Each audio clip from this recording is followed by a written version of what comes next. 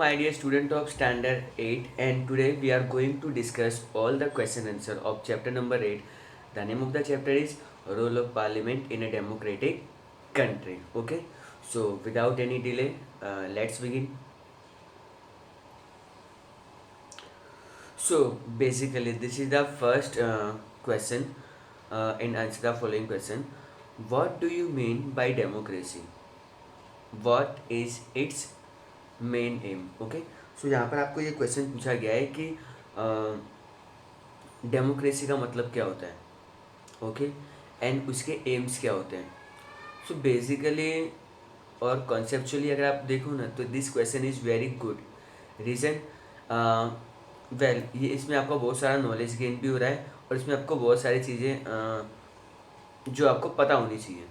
See the answer is divided into two parts. Number one, in first point we are going to describe only the definition of democracy, and then after we are going to discuss its aim.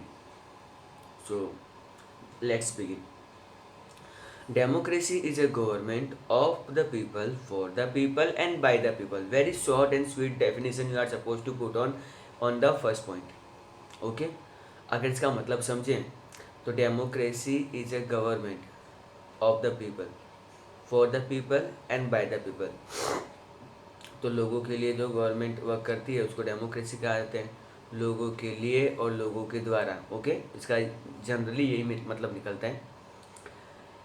Point number two, in a democracy general election are held every 5 years in which people cast votes to elect their leaders.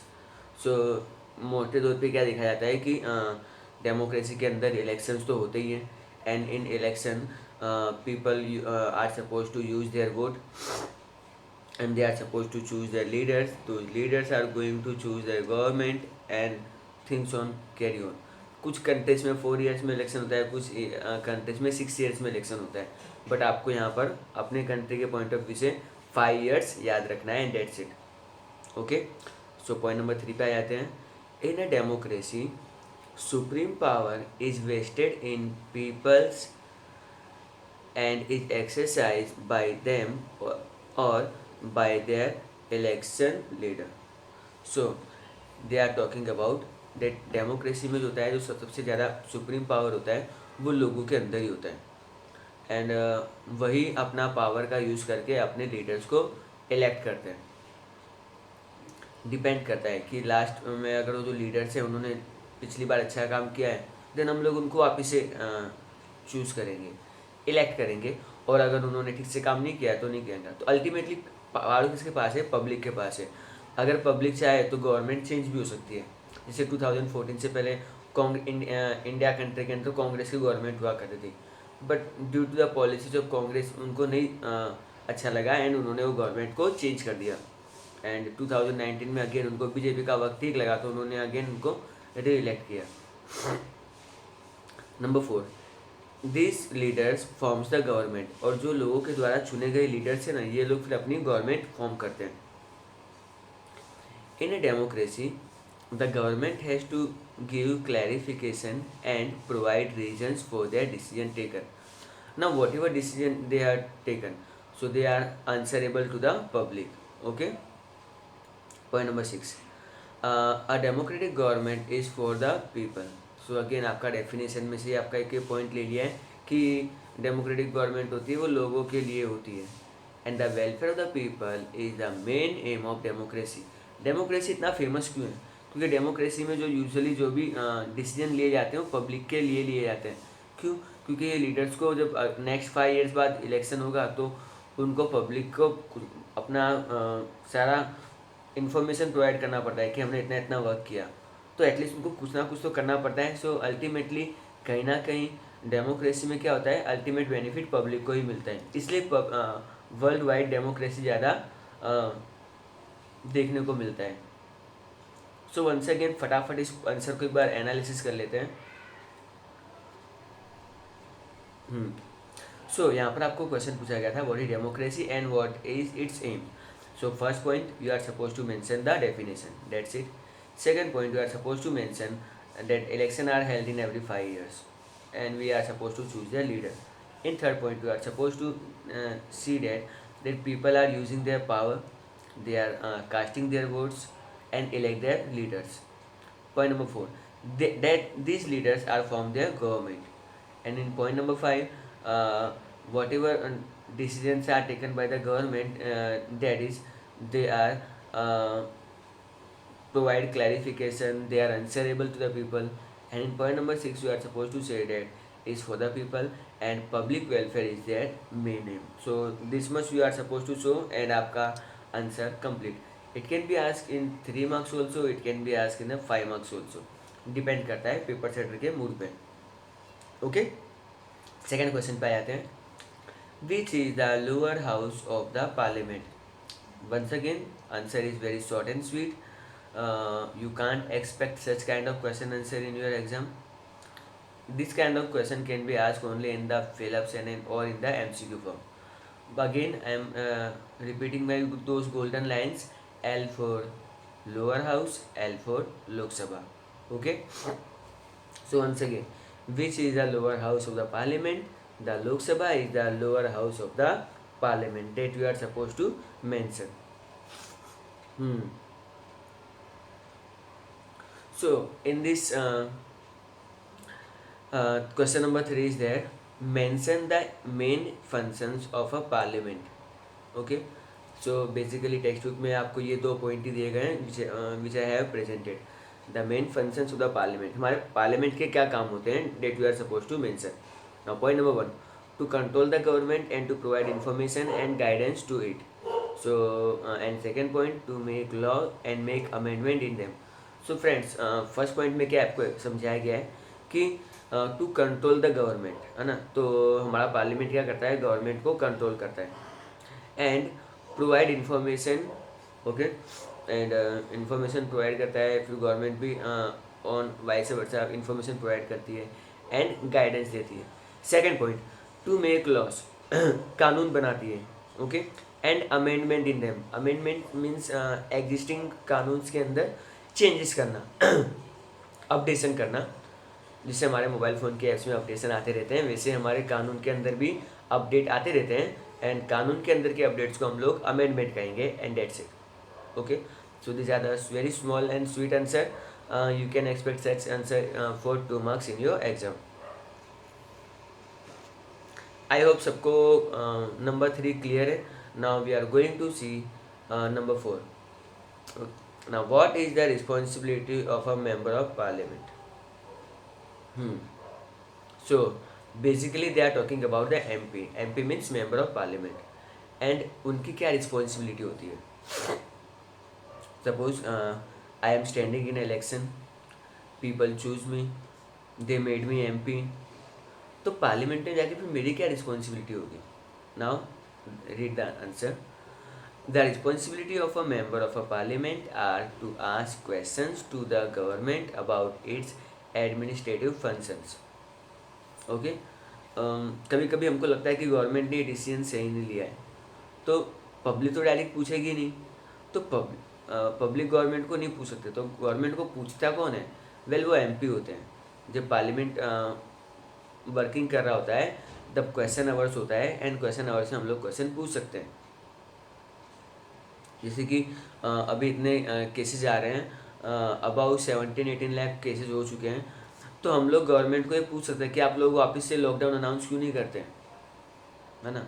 Of course government भी ready होगी कि इतना हमको financial loss हो रहा है, और अब तो इतना हम लोग हमारा मेडिकल फैसिलिटी भी ग्रो कर चुकी हैं. सो अब कब तक रखेगा? अभी 6 महीने तक रहेगा, तो क्या 6 महीने तक हम लोग लॉकडाउन रखेंगे? ओके, तो सच kind of question can be asked by the member of parliament. And हाँ, गवर्नमेंट को उसका आंसर देना पड़ेगा. गवर्नमेंट उसे भाग नहीं सकती, गवर्नमेंट उसे बच भी नहीं सकती. So the responsibility of a member of parliament are to ask questions. एक क्वेश्चन नहीं पूछते, बहुत सारे क्वेश्चन पूछते हैं.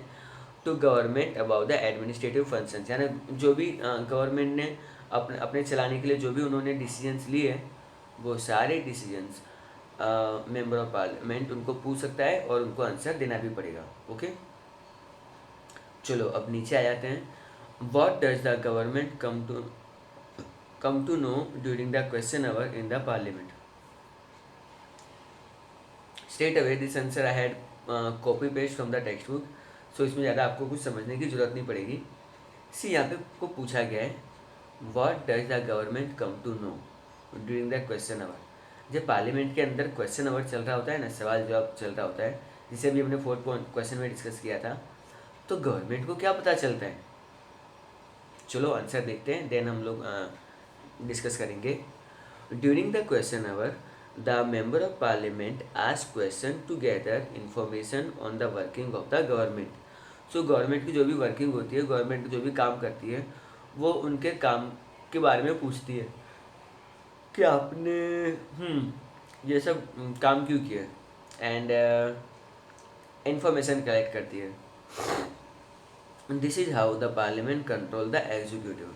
एग्जीक्यूटिव कौन होते हैं? Again remember, executive means the existing government, जो अभी रूल में। Say for example if I ask executive कौन है गुजरात में, then BJP party is the executive right now, क्योंकि वो भी गवर्नमेंट रन कर रही है। If I talk about Maharashtra, Shivsena and their coalition parties. If I talk about Delhi, then आम Aadmi Party. If I talk about Punjab और Rajasthan, then Congress is the executive party. Okay, तो उनके सारे वर्क्स को कंट्रोल कौन करता है? आफ्टर ऑल पार्लियामेंट कंट्रोल करता है ना। This is how the parliament control the executive. यानी वो लोग कुछ भी ऐसे डिसीजन नहीं ले सकते। अगर वो डिसीजन लेंगे तो फिर उनको भी पता है कि हमसे ऐसे सवाल पूछे जा सकते हैं, तो वो लोग भी मेंटली प्रिपेयर होते हैं। आगे चलते हैं, point number 3। Through the medium of questioning member draw an attention of the government toward it's loop holes. तो जो वो क्वेश्चंस पूछे जाते हैं, तो क्वेश्चंस कहीं ना कहीं गवर्नमेंट का ध्यान भी फोकस करते हैं कि उन्होंने जो डिसीजन लिया है उसमें ये खामियां हैं, लूप होल्स हैं। Loopholes means there is some drawback in your work. Okay, so in short कहीं ना कहीं जो रूलिंग पार्टी है, मेजोरिटी में जो एग्जीक्यूटिव बॉडी है, उसको पता चलता है कि उनके कामों में क्या क्या कमियां रह गई है, और ये उनको कौन बताता है?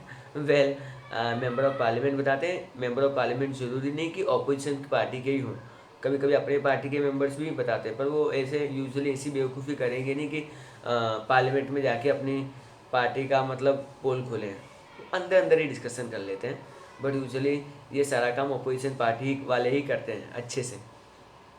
Point number 4, in this way the government comes to know about the views and the opinion of the people through their representatives. Okay, तो गवर्नमेंट को भी पता है कि ये जो इंसान हमको सवाल पूछ रहा है, ही इज़ द एमपी या एमएलए, जो भी हो सकता है, तो इसको पब्लिक के द्वारा पूछा गया है, एंड पब्लिक ने इसको इंसिस्ट किया, तभी ये हमको सब क्वेश्चन पूछता है। एंड कहीं ना कहीं जो एग्जिस्टिंग गवर्नमेंट है, जो रूलिंग पार्टी है, उसको एक आइडिया मिल जाता है कि हम पब्लिक की ओपिनियन क्या है और हम लोग किस डायरेक्शन में जा रहे हैं। तो उनके पास सूटेबल टाइम होता है अपनी गलती सुधारने का, अपनी गलती अमेंडमेंट करने का, and all that. Okay, so point number 4 I hope सबको क्लियर है। बिल्कुल नीचे पॉइंट नंबर 5 पे आते हैं।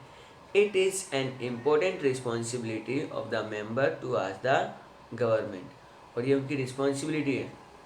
ओके, सो अगेन अगर आपको एग्जाम में क्वेश्चन पूछा जाता है what does the government come to know during the question hour in the parliament, तो आपको ये 5 पॉइंट शो करने हैं। Again it can be asked in your exam for 3 marks, ज़्यादा नहीं पूछा जाएगा। See, during question hours, member of the parliament ask question and they are gathering the information from the government. Now, point number 2, you are supposed to show that this is how our parliament control our executive body. Okay. Point number 3, and through the questions, the government comes to know that what are their loopholes. Okay. And in point number 4, you are supposed to show that in this way the government have come to know about the public opinion through their representative, means the leader which they are elected in the election. And the last point, and it is their responsibility, and they can ask the question. If they don't ask, then who ask? Public, they can't ask. So basically our parliamentary system is built like such that only MP and MLA can question the government. Okay, So this kinds of system we had developed. Moving toward the last slide, let's go ahead.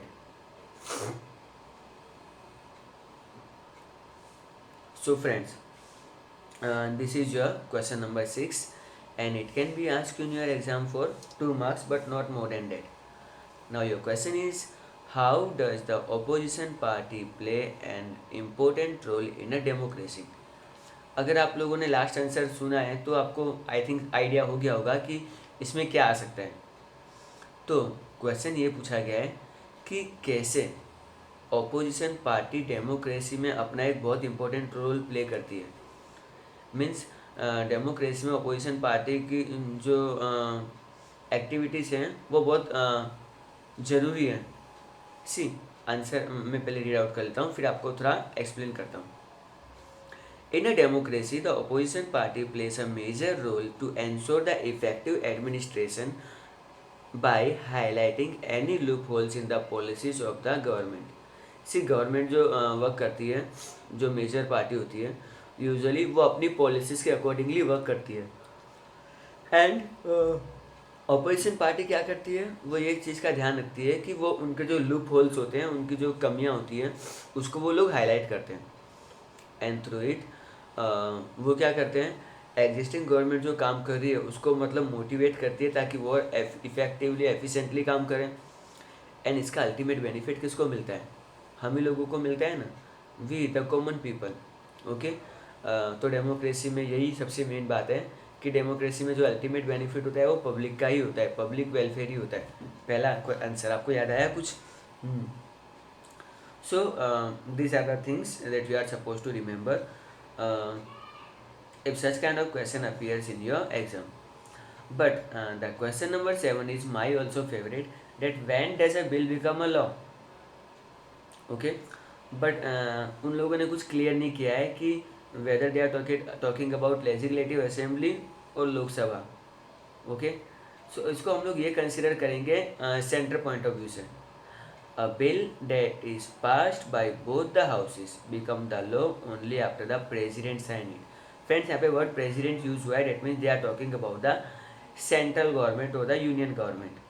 And this kind of question can be asked for 1 or 2 marks. तो एक bill है, वो अगर दोनों houses से पास हो जाता है, दोनों हाउसेस का मतलब हो गया आपका Lok Sabha as well as Rajya Sabha. And it become a law only अगर उसको प्रेसिडेंट साइन करते हैं. तो सी प्रेसिडेंट के पास अथॉरिटी होती है, that we already discuss in our chapter, that if you don't want to pass any bill then he write his necessary suggestion and send it back to the houses. And again वो houses में pass होना पड़ेगा, और वापस अगर जो president ने suggestion दिया उसको अगर उन लोगों ने एक्सेप्ट कर लिया है देन प्रेसिडेंट उसको साइन कर लेंगे. अदरवाइज प्रेसिडेंट साइन करने से मना भी कर सकते हैं. ओके, आई होप ये वाला आंसर भी क्लियर है. सो एक्सरसाइज में आपके 7 क्वेश्चन आंसर्स हैं जो हम लोग ऑलरेडी डिस्कस कर चुके हैं. Well, there is nothing written about the Lok Sabha, there is nothing question can be ask about the Rajya Sabha. Well, you can expect such kind of question in your exam also. So आप उस part को skip नहीं करोगे. But very exercise में आपको fill in the blanks पूछा गया है, तो हम लोग उसको भी डिस्कस कर लेते हैं. There are only 3 fill in the blanks and which are very short and sweet. So let's go ahead. Generally, the election of the Lok Sabha are held every 5 years. Okay. So 5 को मैंने अच्छे से bold करके रखा है and underline भी करके रखा है, हाईलाइट भी करके रखा है. सो जनरली हमारी कंट्री में लोकसभा के इलेक्शन हर 5 साल में होते हैं, in every 5 years. Okay. Now moving to the second point. The Prime Minister is appointed by the President.